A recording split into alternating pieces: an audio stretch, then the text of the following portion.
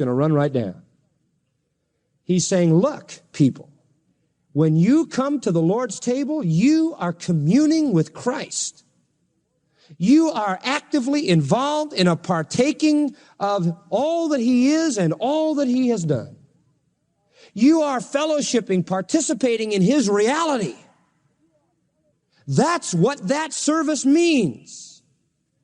And when you go over to an idol festival and you eat that idol offering of drink and meat, and you fellowship with those idol worshipers, you are, in a sense, identifying with that idol, whether you like it or not. So at one point, you are communing with Christ, and at the next turn, you're communing with idols, and that is hopelessly inconsistent.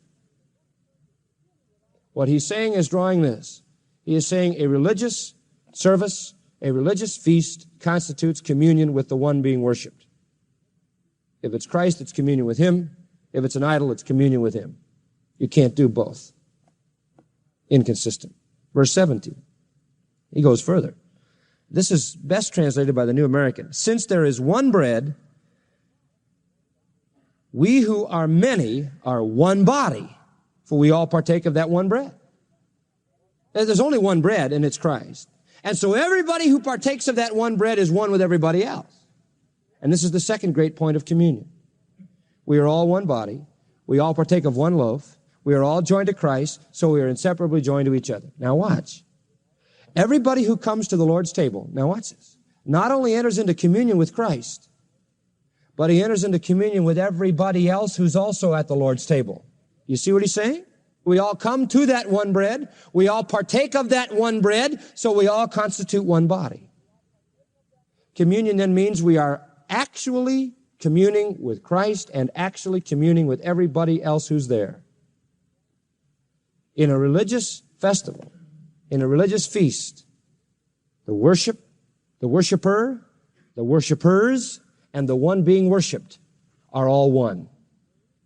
Now, when you go to an idol feast, you may say, I'm not going to get involved. If you take place, you are a worshiper involved with worshipers, involved with the one being worshiped, whatever your intention might be. That's his point. And he uses an illustration from Israel. Verse 18. Behold, Israel after the flesh. Are not they who eat of the sacrifices partakers of the altar? Look at the history of Israel. The altar there refers to God. When they came to their sacrifices, didn't they all partake?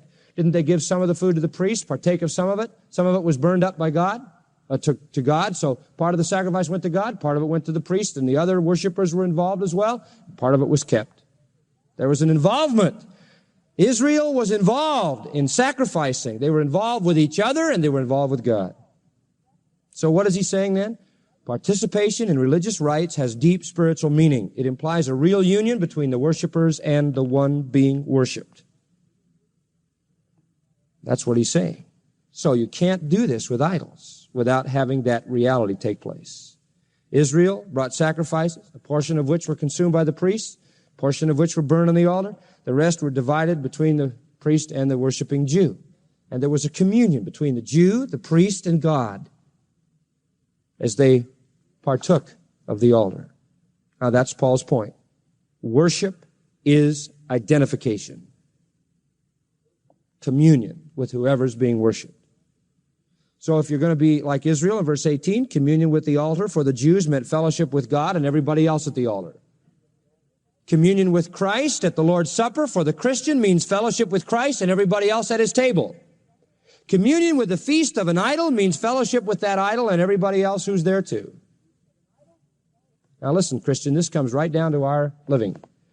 We can't participate in idol feasts, any of the idolatrous, godless, Christless activities of our world without becoming identified with them, without becoming one with all the rest of the people that are doing it.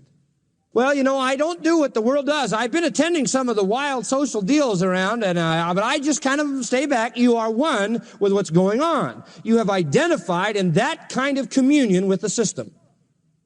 That's his point. You have liberty, but if your liberty takes you out to the places where the world is communing with its own system, which is run by Satan, then you're a part of that whole fellowship. And that is hopelessly inconsistent. Can't do it. It's just inconsistent. Doesn't make sense. That's his first point. Second point. Idolatry is not only inconsistent, it's demonic. Look at verse 19. And this really is easy to see. What say I then?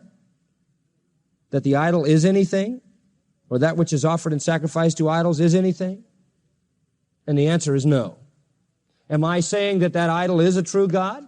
That there really is a God there? Or that some sacrifice offered to him is anything? No, I'm not saying that. In chapter 8, he said the opposite. In chapter 8:4, he says an idol is nothing. In chapter 8:8, he says, and the food offered to an idol is nothing. I'm not saying that. I'm not saying that when you go to commune with that idol, you're really communing with another God. No, you're not. I'm not saying that you're really involved in the worship of another God. I got to cover my tracks here, Paul is saying. I don't want you to be confused. I don't believe in other gods, and that's not what I'm saying. But I still say a real communion exists. You say, Paul, how could a real communion exist if there isn't a real God there, if it's just a rock and there's nobody there? How could it be a real communion? Verse 20.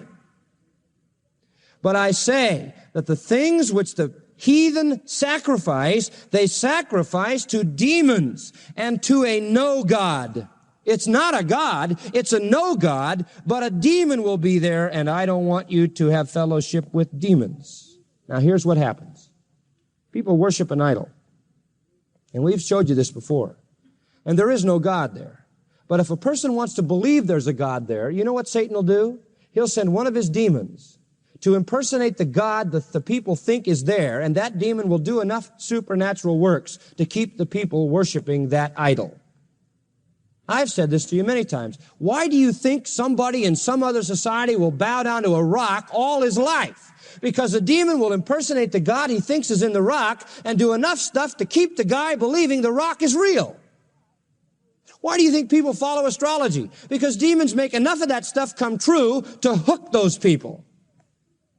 Why do you think people stay in false systems of religion year after year after year and can't ever see the light? Because they have seen supernatural revelations in those systems.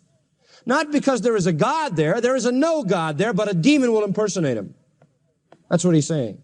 So what constitutes actually a demonic communion is really taking place. And when you go out and you worship in a false system of religion, or you sit around and be a part of it, you are actually in a communion situation being identified with the worshipers and the worshiped one who is a demon. When you go out and do what the rest of the world does, when you participate in the rest of the world's activities, you are communing with demons. That's Paul's whole point here. It's demonic. Because Satan is the prince of this world, and because he rules in this world by the use of his demons